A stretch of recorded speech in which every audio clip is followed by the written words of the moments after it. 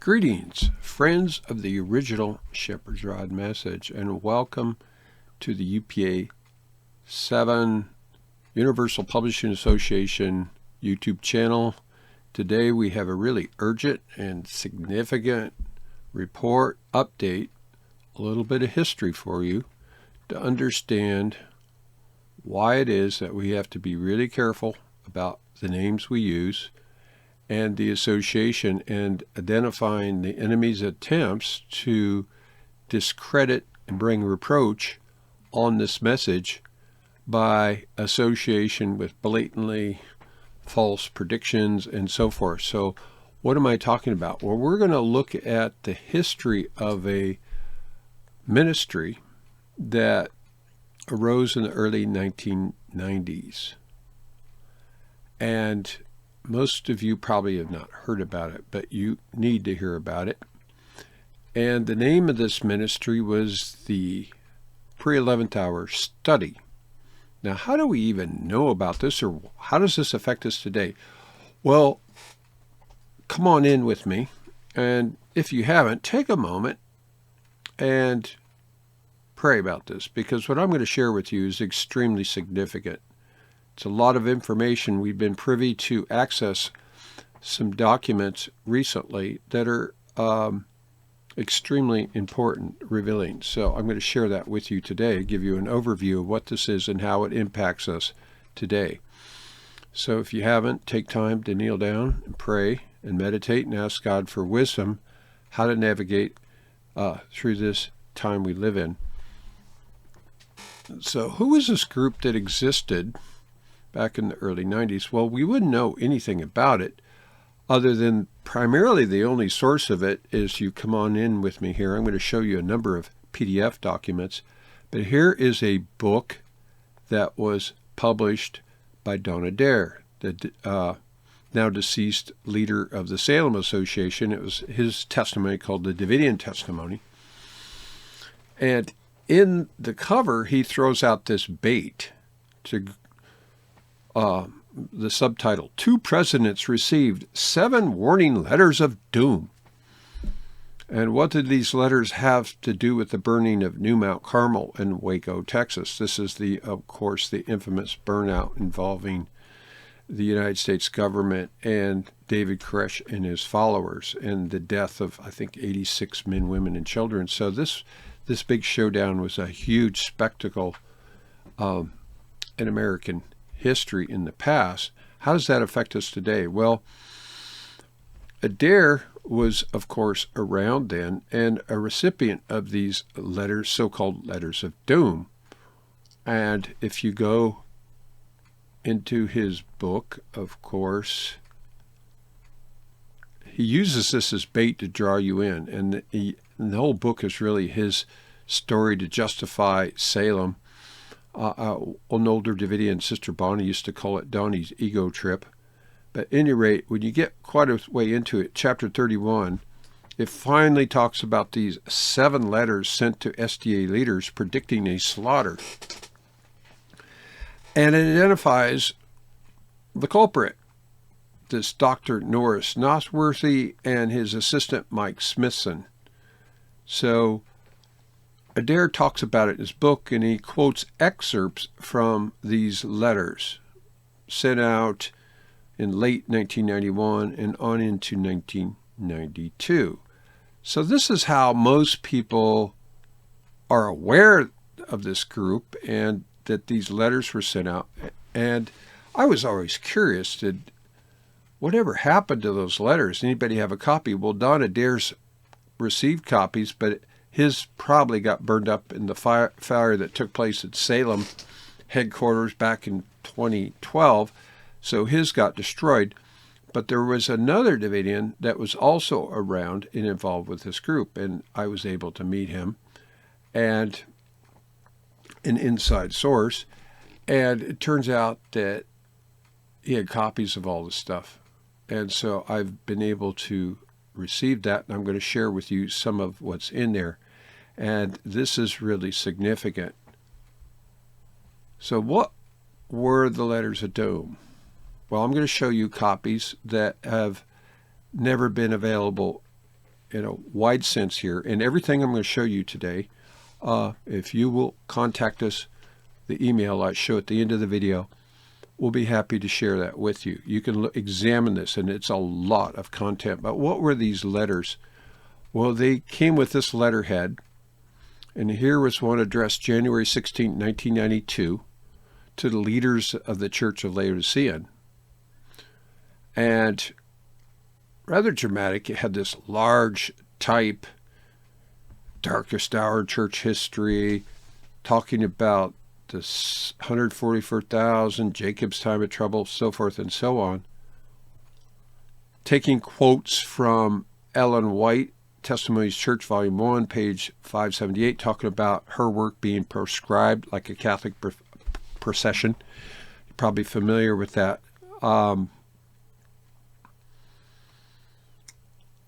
So it links it into what's happening back there in the 90s. And so these letters are, I guess, warnings about some soon event coming to the church. Adventist Church probably receives letters like this all the time, and they just quietly archive them, put them back. It's thinking, who are these crazy people doing this? Well, if you look at the context of these letters, you'll see a very disturbing trend. Now, he also sent letters out from this ministry. Here's a letter in December 4, 1991. And notice the name of the group, if you will. It was the pre-11th hour study. That's interesting. Did you know that another group had that name back in the 90s? P.O. Box 2359 592, Waco, Texas. Now, you got to realize this is prior to the showdown with the Branch Davidians. But now, when you mention words Waco, Texas, pretty much anybody in the world will associate it with this huge spectacle that took place with the showdown with the United States government, the ATF, and they will flash in their minds images of the madman from Waco, David Koresh, with laughing with flames behind his head. All of that stuff is imprinted into the conscience of the people. And Adventist Church capitalized on that. And so if ever the shepherd's rod comes around, and all the elder or the pastor has to do is drop two key words. David, well, you know about David Koresh. And of course it conjures up images of cults and wild, crazy, fanatical teachings, unstable people, dangerous people that amassed weapons of destruction, firearms, and they were going to go out and, purify the church, etc., etc. All these lies and misinformation, of course, are put out there to create a pre-programmed mindset that this is what all of this is about. And it's all, of course, the church capitalized on it, and it attributes it all to the writings of Victor Houteff, the original Shepherd's Rod. So it's by design. It's pre-programmed triggering. So here's a letter from this ministry to the first contingent of commandos of Christ, and talking about this Jubilee countdown, quoting the rod, and worrying about Jacob's time of trouble. And then here's this prediction on the second page in bold. Michael will stand up and redeem his name. Satan will receive his third and last defeat on when? October 7, 1992. And nothing can prevent its fulfillment. Whoa. Okay, so here is a blatant time-setting trap based on the 42 months of Revelation 11, 1 and 2. I hope you're aware that this has happened before. The primary architect of this time-setting heresy was none other than Florence Houteff. We've done extensive studies and documentation, the danger of that. And back when Florence predicted a date for Ezekiel 9 and associated events in the spring or April of 1959, it came to pass, and the church leaders capitalized on it. Florence Houteff took the entire message, laid it on the altar on the basis of this faulty prediction. And of course, the church leaders gobbled it up and used it to attribute all of it to the original Shepherd's Rod. Of course, it was all the construct of this agent, this infiltrator, Florence Houteff. So here we have a deja vu. It's coming back that now this Norris Nosworthy, I mean, who's this guy? Where did he come from? But he is setting up the same type of propaganda and quoting the rod and predicting a date for Ezekiel 9. Of course, the date came and passed, and proving that he was a false prophet or an infiltrator designed to create reproach on the message. So, of course, this letter was signed off by none other than Norris A. Nosworthy. So we have the receipts of who's behind all of this, and he makes it look like it's all in the shepherd's rod. No, it isn't. Let's look at some of these other letters. Here's another one that came same date, but now this one's addressed to the leaders of the only superpower, USA, and a typical Nineveh or capital Syria of the world today. So I want you to notice the logo, too, on these letters. The final countdown has begun. The judgment living begins, Ezekiel 9, October 7, 1992. So all of it's based on this time setting, prediction, and it's the pre-11th hour study. So it includes icons or images from the original shepherd's rod. And bear in mind that these letters went out by the thousands. It went to all the leaders of the United States government. So this stuff is still on record. Okay? So when they hear shepherd's rod or Davidian, they're going to be thinking back to all of this stuff. Okay? And now he's addressing them and, of course, predicting that the 70th Adventist Church will be purified October 7, 1992. And notice this dramatic effect with these enlarged fonts. Beware, this is not God's will, but Satan's trap. Avoid it. How do you think leaders in the United States government took this? They probably look at it as what a bunch of fanatics, religious fanatics, mad people. Do you think this is perhaps by design to make it look like these people are completely out of their gourd? And in the same letter, look at the bottom of that. It says, we have been warned by God via his mouthpiece, Victor T. Houteff, the last prophet of the 70th Adventist Church, as outlined in the following pages. So it's connecting it with Victor Houteff. And then he goes right into the references, Timely Greeting, Volume 2, Number 17, 1948. And he literally takes a copy of one of the chart images, the world's history in prophetic symbols. So here you got some portion of the original rod associated with a false time setting prediction. Do you see the plan here? It's to discredit the original rod with a blatant error. How are the leaders of the United States government going to be able to distinguish this? They can't. They don't know about it. But this is what they're going to see. And then he does literally excerpts from the rod. This is literally photographs or scans of the original Timely Greeting, Volume 2 there, number 17. And this, I could tell immediately, this is a scan of it. This is the actual typesetting of original rod tracks. So this is all attributed to Victor Houteff and the original shepherd's rod. So you begin to see here what's going on. These letters are an attempt, a blatant attempt to discredit the original rod and associate this time-setting prediction on it. So here, this letter is a total of 18 pages, but it gives you an idea of how extremely dangerous this are. So I would encourage you to go through and look at this. It's rather dramatic. It's shocking. I'm going to show you a few more. Here's another one that came February 20. So, of course, a series of letters. This one is, once again, back to the church of the leaders of 70th Adventist Church.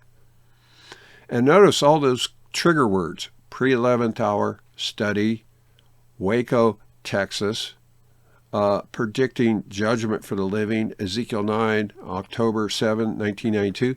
You begin to see how all this information, this is on the files of the church. You don't think they well know about this? Oh, they do. So they're going to attribute all of this to the writings of the Victor Houteff, the original Shepherd's Rod. It's a disinformation campaign. It's by design, friends.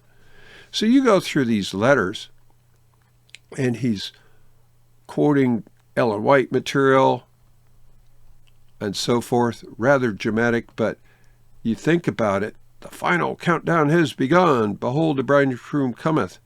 So, of course, it's signed off, your fellow servant Christ, the pre-11th hour study. And then it goes on.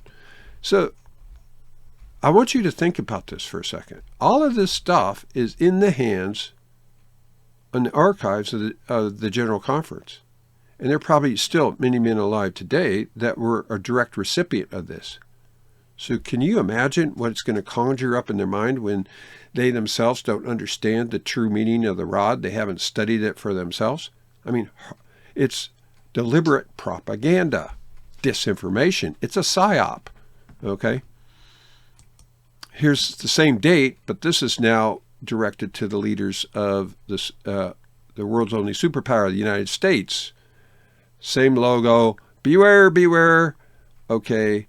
Signed off, the first contingent of Commandos for Christ. Now, that's a phrase, Commandos for Christ. You find an original Shepherd's Rod. You can go keyword search it. Pre-11th hour studies. Okay, so all of these words are associated with this absolute abomination, if you will. Current events that will fulfill prophecy, and you go through this. And this is all taken from what? The World Yesterday, Today, and Tomorrow. Of course, that's track number 12, Victor T. Houteff, 1941. And then the date, October 7, 1992. I mean, can you not see it here? It's right in your face, taking a reference from the original Shepherd's Rod and then putting in this false time-setting date. Do you see how significant this is? This stuff is on file in the General Conference. Okay, so you realize how dangerous this is? Okay, and the iconography, that's the man with the clock there, 11th hour, on the cover of track number 3, The Judgment and Harvest. And notice, all of it, all this propaganda, the false date, the name, pre-11th hour, study, Waco, Texas. And this all just preceded the big showdown with the Branch Davidians at Waco, Texas, that become infamous and threw the name out there for the whole world. You begin to see something really sinister going on here. Now, this is just a sampling. I extracted these out of much larger documents, and we're fortunate now to have available extensive digital scans of many of the things that this Norris Nosworthy published. He published a series of letters. Let me go over here real quickly to, I'll just show you right here some of the documents here. Not only these letters of doom, but he sent out documents extensively called the Jubilee letters or documents. And there's apparently upwards of 16 of them. And various other letters. So all of this stuff now we have accessible, and we'll be happy to share it with you. It's a lot of stuff. I'll just show you briefly a glimpse of a couple of them. So here's the Jubilee countdown. Of course, predicting Ezekiel 9 coming October of 1992. Number 1, part 5 of 7.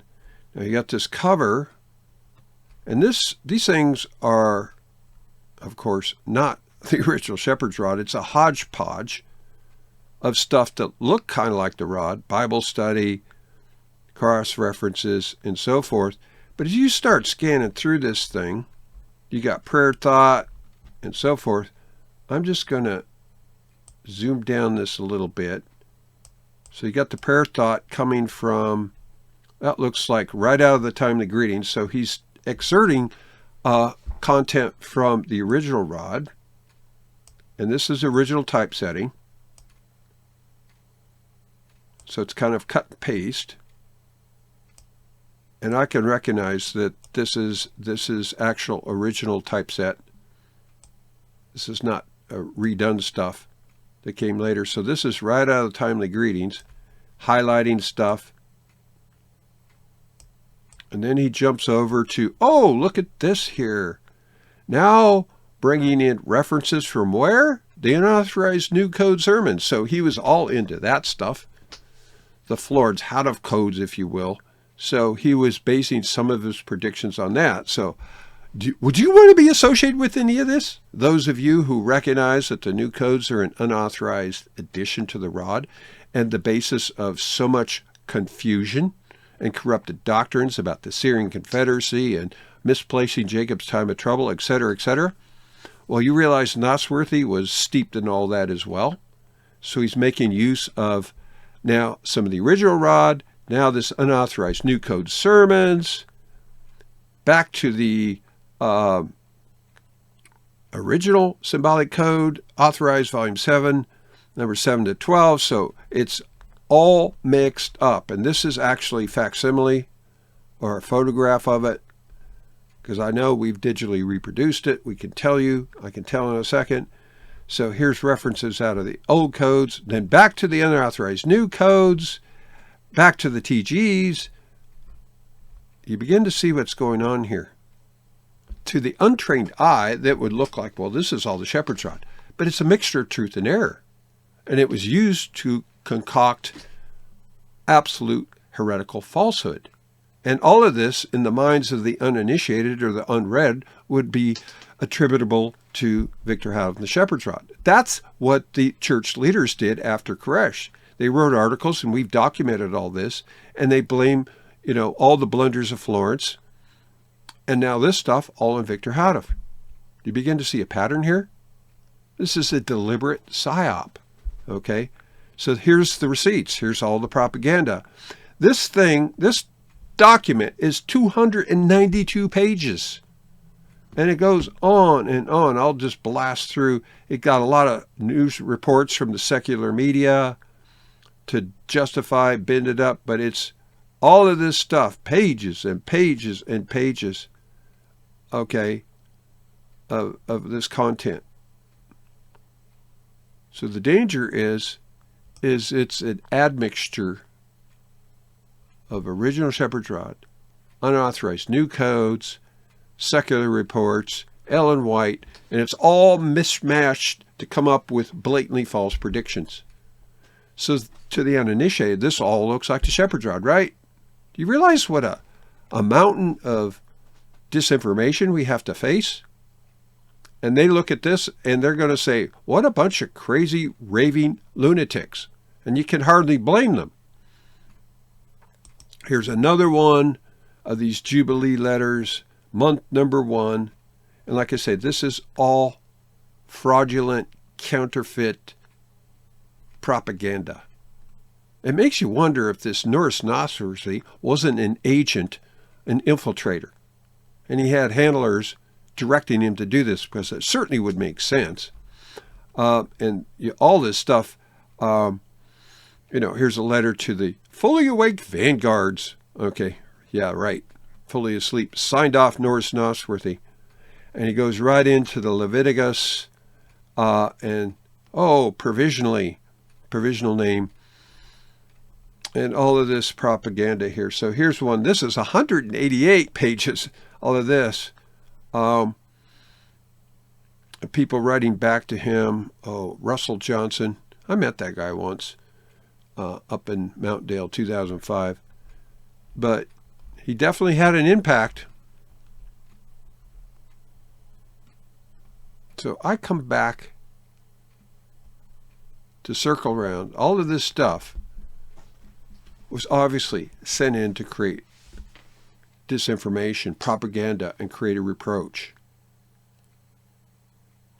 Now that this stuff is available, any of you researchers really want to look into it, please contact me at this email address or WhatsApp box shown above, and I'll be happy to give you a link where you can download all of this and go through it for yourself. Just a precursory glance at a survey reveals that it's alarmingly dangerous stuff. So I would ask you the question today. Would you want anything to do with the name pre-11th hour, knowing that this stuff took place in the early 90s and it led up to all of the drama involving David Koresh and the Branch Showdown? Of course, today, Norris Nosworthy's out of the picture, and the pre-11th hour study, as they called themselves then, has been disbanded. But why is it now that we have the name being resurrected as the pre-11th hour ministry? Would you want it to use that name? I think not. Maybe you really should think about this. You should flee from it. But it's attached with all of this counterfeit propaganda, all in the name of the shepherd's rod. I hope you found this useful. I hope you're wide awake and thinking about this. But the attempts to discredit the original shepherd's rod are active and well. Okay? And it's been happening ever since Brother Howdett's death. He warned us of office seekers, usurpers, or infiltrators that would come in, profess friends of the faith that would attempt to knock out Bellow. Well, it wasn't just Florence. I mean, she started, but there are attempts to knock the message out today. Be careful what you associate with. So ponder on these things, pray about them, and consider where you should stand. I submit that we should stand on the writings of the original shepherd's rod and shun anything that bears a reproach, including your name. So I hope that woke you up or agitate your minds, and that you'll learn a lesson to cease from all men whose breath is in their nostrils. Study to show your approved unto God, the workman that needeth not be ashamed, to rightly divide the word of truth. Until we meet again, Godspeed.